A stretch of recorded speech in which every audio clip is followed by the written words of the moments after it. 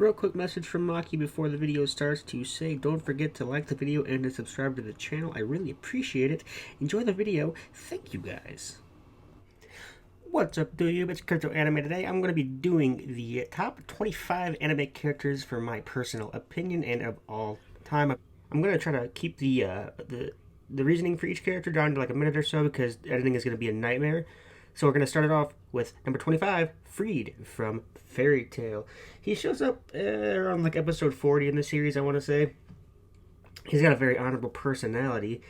The kind of magic he uses is like an enchantment magic, and he also carries a rapier, which is just nuts because that's one of the most badass swords you can use. I mean, there's a ton of different other weapons that are awesome, but he's very honorable. He was from the Thunder God tribe with Loxus when they come to Fairy Tail, and then he ends up joining Fairy Tail with his nice little green insignia. And he's an incredible fighter. I don't really think they like go on him too much in the series. I don't remember. But that's why he's number 25. Like, he's not top 10 or nothing, but he's really cool. I like the way he looks aesthetically, and I like the way he uses his fighting and enchanting type magic. Number 24 is going to be Mugen from Samurai Champloo. So, Mugen is a kind of rude, lewd, and vulgar type character. His fighting style is very unique. It's like breakdancing. I'm sure that's where they inspired the devil from Fire Force, which I love both their fighting styles. Like, the whole breakdancing thing is awesome. He has this whole competitive tendency, especially with Jin, the other character from the show. He never backs down from a fight, and he always tries to do these strength feats to try to prove himself. He's really entertaining to watch on screen. Anytime he's on screen, you know it's going to be fun to watch, and you're going to be like on the edge of your seat trying to see what he's going to do next. I really think the way he develops throughout the series is incredible. I think he should be higher on the list in all honesty, but this list is packed full of some pretty damn good characters in my opinion. So 24 is where he's going to sit, and he's the only character from Samurai Champloo I have on here. Also, I'm going to try to keep it like 2 characters to a series just to try to make it like better on myself, so I'm not just flooding it from characters from one series. Next, number 23 is going to be Zetsu from the series Demon Slayer, or also known as the Lightning Pussy. He is awesome. He's very annoying early on in the series. Like, you kind of just want to hit him in the face and tell him to shut the hell up. But there's not much you can really do about it. He's kind of a crybaby. He's really scared to go in a fight. He always thinks he's going to die. But the thing is, when he sleeps, he becomes this badass swordsman from the Demon Slayer course that you would never want to mess with. A powerful asset that you would want to have on your team in any hand-to-hand fight, because he's quite the fighter while he's asleep. If he's awake, just, punch him in the face, knock him out, and he'll be good to go. He'll be ready to fight and take on any demon. He wipes the floor with demons while he's asleep. And Demon Slayer is relatively new, so that's why he's kind of higher on the list at 23. But he's still relatively awesome, and that's where he's going to be staying, 23. Next on the list, Chika, number 22 from Kaguya-sama. She is kind of bubbly and like light-minded compared to the other members of the series. She is a member of the Games Club, if I want to say, if I'm not misremembering, and she's like very sneaky. She's trying to like play games against the other members of the show, and she's cheating. But obviously they're very intelligent, can pick up on the fact that she's cheating. But she's always coming up with these really fun activities for the rest of the students in the student council. Not to mention her overwhelming quirkiness in comparison to the rest of the characters. I love Chika, and the Chika dance was absolutely adorable in one of the ending scenes. Also, Detective Chika on the case, one of the best parts and one of the most funny things I saw in the entire series. It's a great series to watch. I highly recommend Kaguya-sama to anybody that hasn't seen it. Chika is probably the best part of that show, in my opinion. So 22 is where she's going to be staying. Number 21, Iragamagori from Kill la Kill. Iragamagori is the bold, loyal character of the student council, member of the Elite Four, a complete and total badass, but he also sticks up for his fellow students if they're going to be attacked. He's extremely powerful, extremely Chad-like, and just an overall great character. He does provide a bit of comic relief, like the whole him and Mako thing. Mako? I don't remember her name, to be honest. But he's very intimidating, and he shouts, like King shouts, to intimidate those beneath him. And anybody who breaks the law has to answer to Iragamagori, and I would not want to break the law because he is terrifying. So he just likes inflicting pain during battles, all while being like, punish me, because he's a masochist. But he's incredible. And he's going to be at number 21.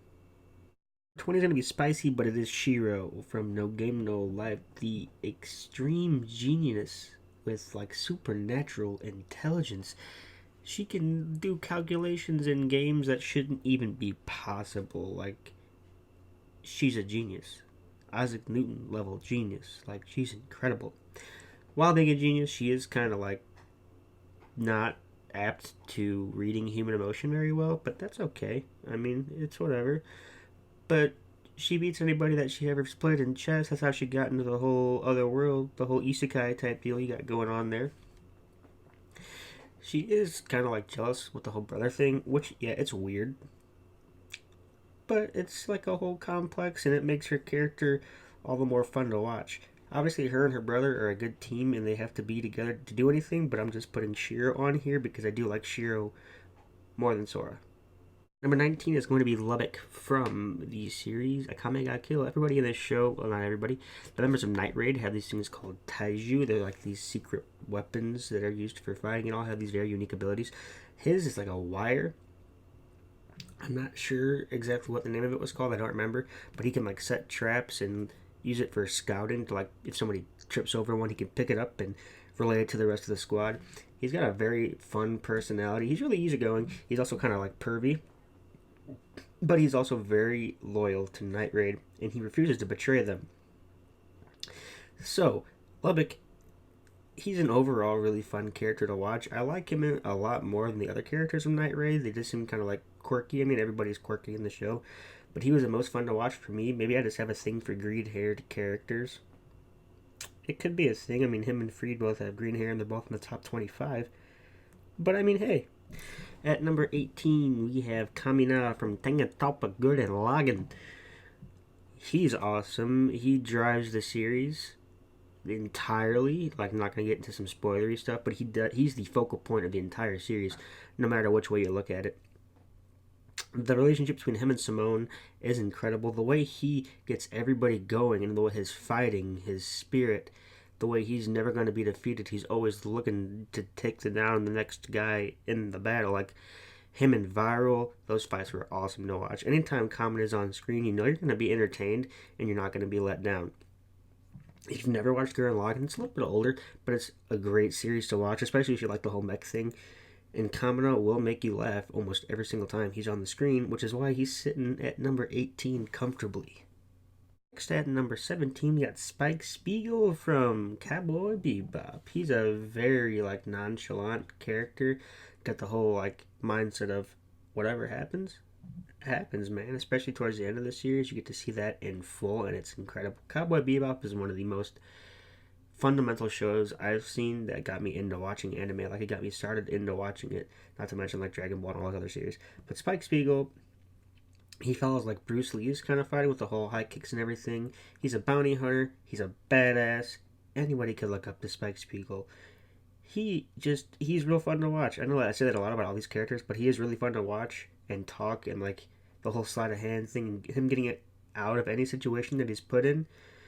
It's just awesome. It's a great series to watch, and that's why Spike Spiegel is going to be sitting right at number 17. Number 16 is going to be Goblin Slayer from the series Goblin Slayer. Yeah, you heard it right.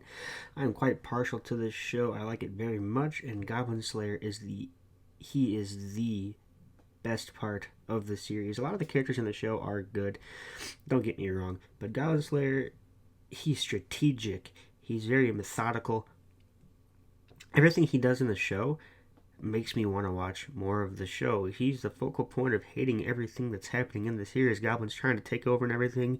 His combat sense, his combat awareness, everything that he does is for the better of the world and the cities and everything else. He's trying to protect everybody that he loves. He has a very kind of like traumatizing childhood, and that makes him the way that he is as the Goblin Slayer, here to wipe out all goblins from the human race and make the world a better place. Hell yeah, that rhymed. He's sitting comfortably at number 16. At number 15, we have Eren Jaeger from the series You Should Know Attack on Titan. At the very beginning of the series, I kind of hated him and was happy that he got eaten. Not alive. Not dead, though. So he becomes a Titan, all that stuff. Not really spoiler because it's been out. Everybody should know that. But the way his character develops through the series, I know there's a lot more developed in the manga, which I have not read. I just started it. I'm trying to catch up on it. But in the show, the first 3 seasons, he gets so incredible to watch. Everything about him, he's nuts.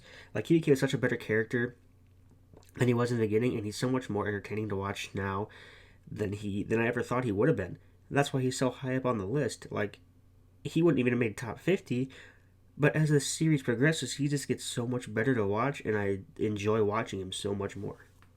At number 14, we have Lovick, L from the series Death Note, the orphan that was found by Watari and brought into the orphanage Wanny's house, I think is what it was called. I haven't watched the series in quite some time, but he's extremely intelligent. He's one of the most intelligent people, even compared to like Light or Kira, however you want to say it.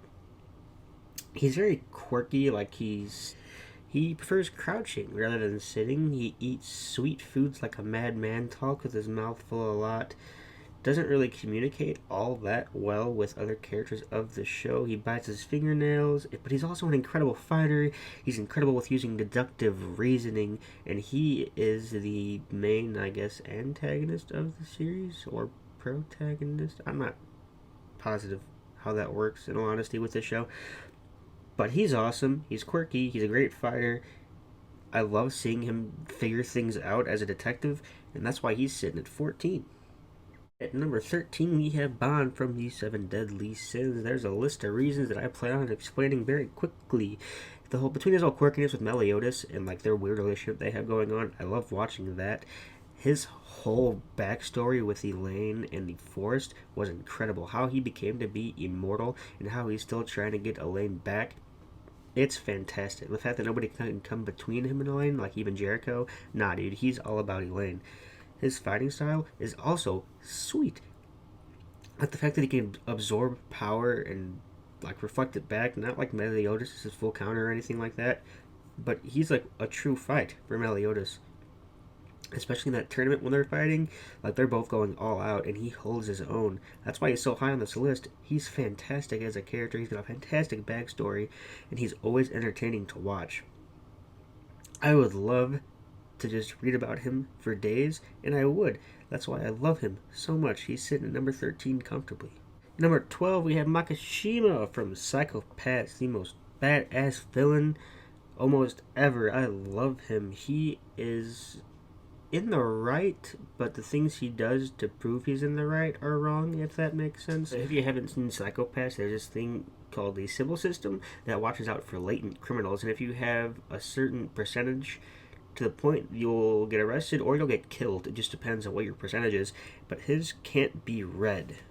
Like, there's a scene in the show where he literally just beats some random guy senseless in the middle of the street, and the Sybil system doesn't even pick up on him, but the people watching it, their percentages go up, which is crazy. Like, they're gonna probably get arrested for watching this happen and not doing anything, but Makishima can just walk away like nothing ever happened. He's proving that the system is broken and flawed, and he's an incredible antagonist. I love Makishima. He was fantastic in the series.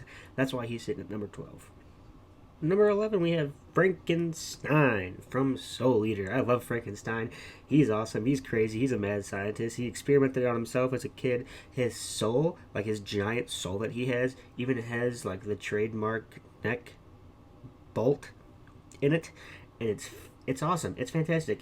His introduction, he just beats the hell out of everybody while sitting in his chair like it's nothing, and it's fantastic.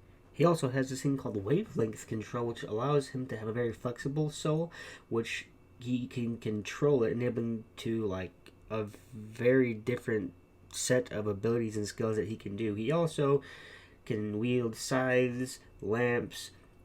He's utility, like he can do Mjolnir.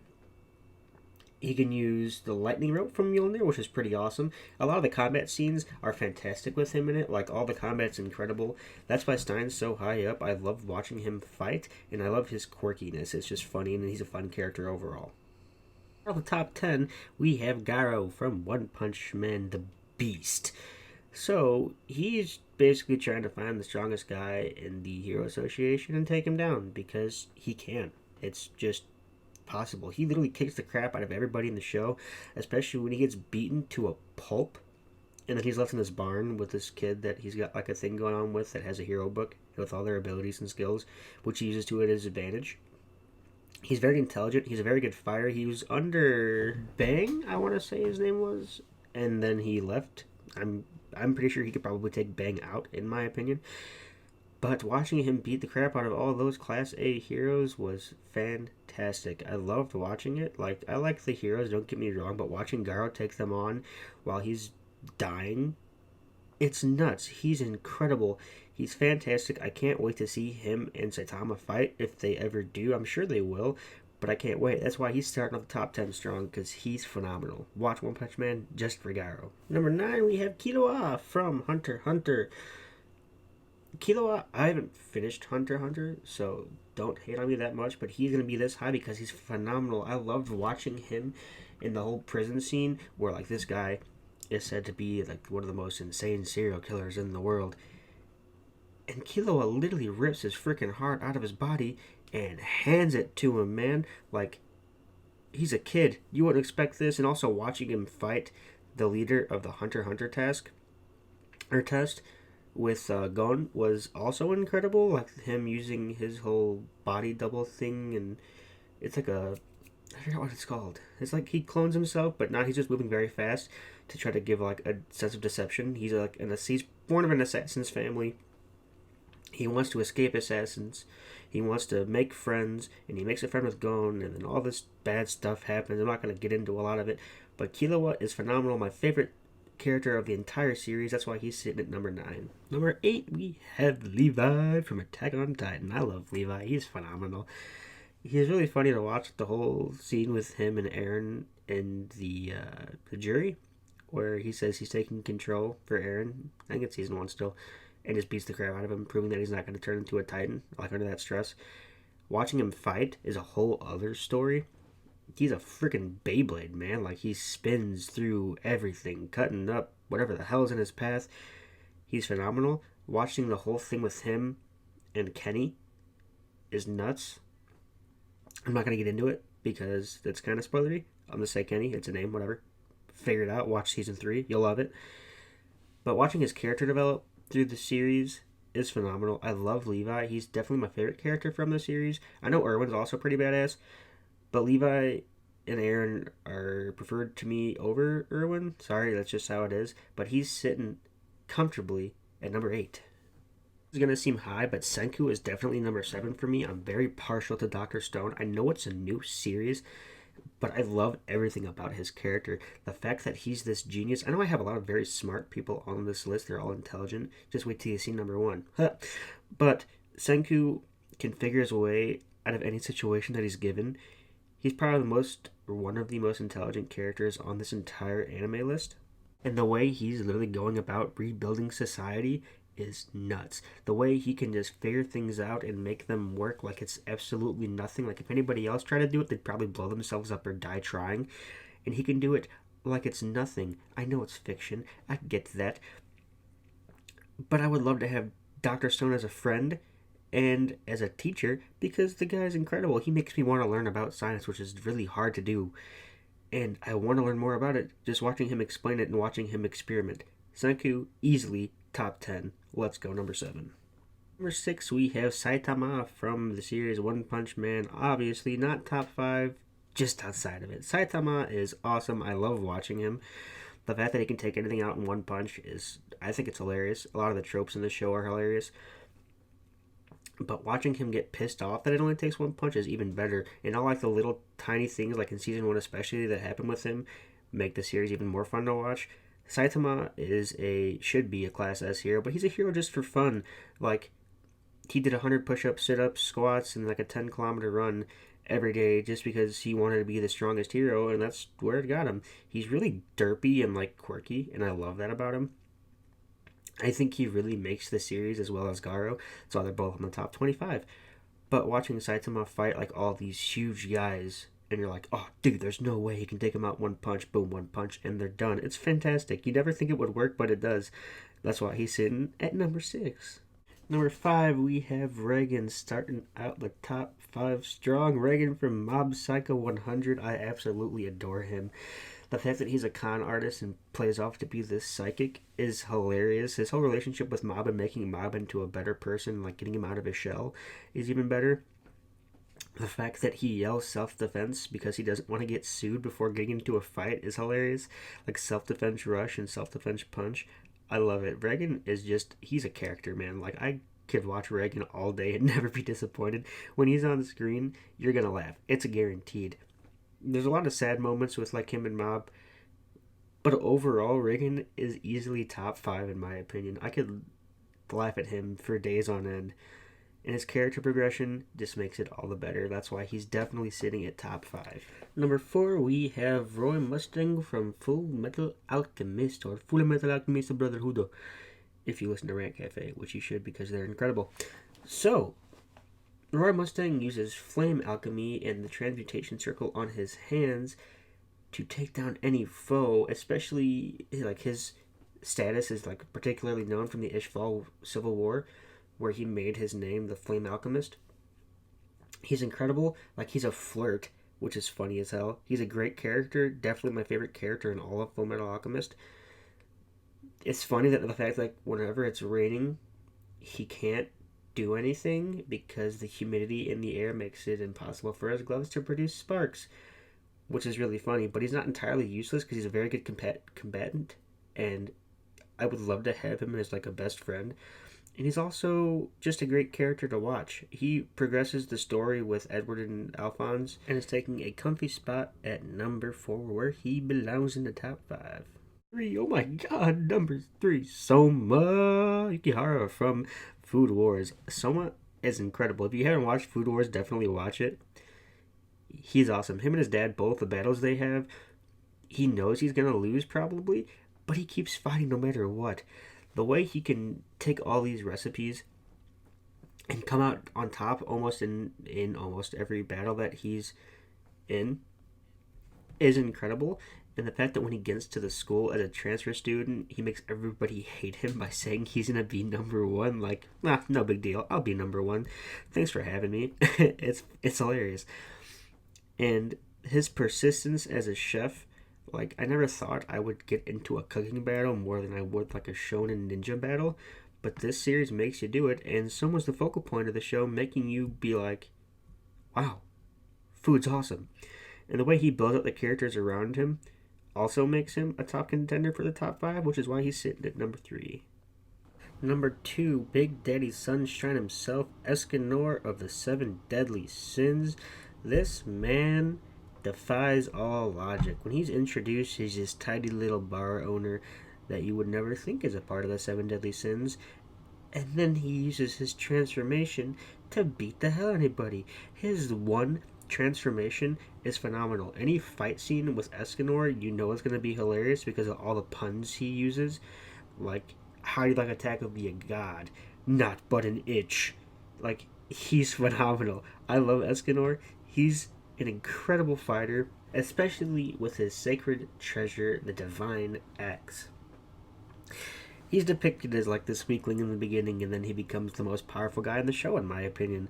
He's the biggest Chad you'll ever meet, as long as it's daylight out, and I just love everything about it. Like the fact that people are scared of him because he can basically one-hit them with his axe and the power of the sun.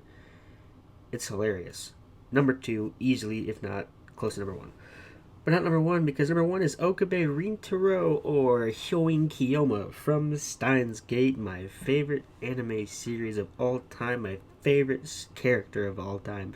Okabe is a mad scientisto of future gadget laboratories, blah, along with his amazing crew being Hashita Daru, I want to say his name was, Mayori, and Christina, or Makise Kurasu.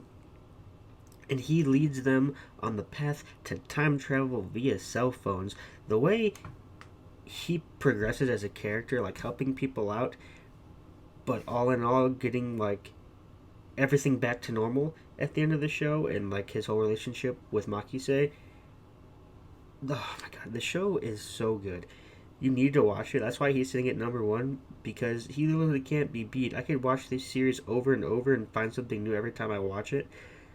Every time he's on screen, I want to laugh or cry. I love Okabe, number one, without a doubt. So that's my top 25, everybody. If you agree, awesome. If not, let me know what your top 25 is. Whatever. Like the video, subscribe to the channel. Crypto Anime. Signing off.